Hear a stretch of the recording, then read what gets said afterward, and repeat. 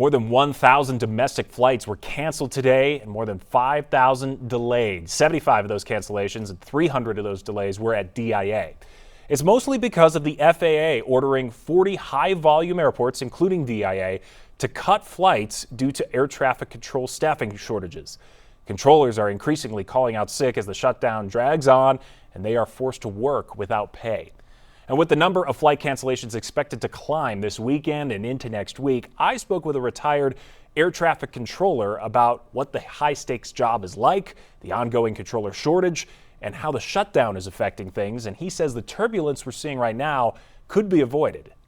We have to be on our game 100% of the time. David Riley spent 32 years as an air traffic controller in the Marine Corps and at DIA. We have a contractual obligation as controllers that if you are fatigued and you're not fit for duty, you have to call in and say, I am not fit for duty. God forbid that, something tragic would happen and there'd be a loss of life because a controller's fatigued and can't do their job. Why does this shutdown make things even tougher? Because they've already been overworked since the pandemic.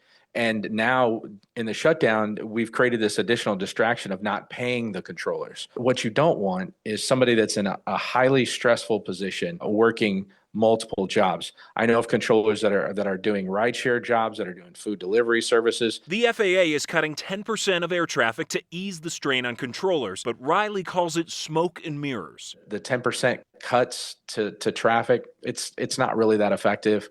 Now, if you're talking a 50% or a 75% reduction in traffic, sure, that would have a huge impact, but it would also probably trash our economy. Riley says air travel shouldn't be politicized. It's unfortunate that politicians are using this against the American people as another weapon. This is more self-imposed pain and intentional, in my opinion, to make the public outraged and pressure whatever side to get to the table. And he says the FAA and Controllers Union need to work out their own deals. So they need to negotiate provisions, whether it's through legislation or contractual stipulations, that they get their pay, even during the shutdown, not the back pay. They're essential to our day-to-day lives, and they shouldn't be used as pawns in this game. And rougher air could be ahead as we approach Thanksgiving and holiday travel season.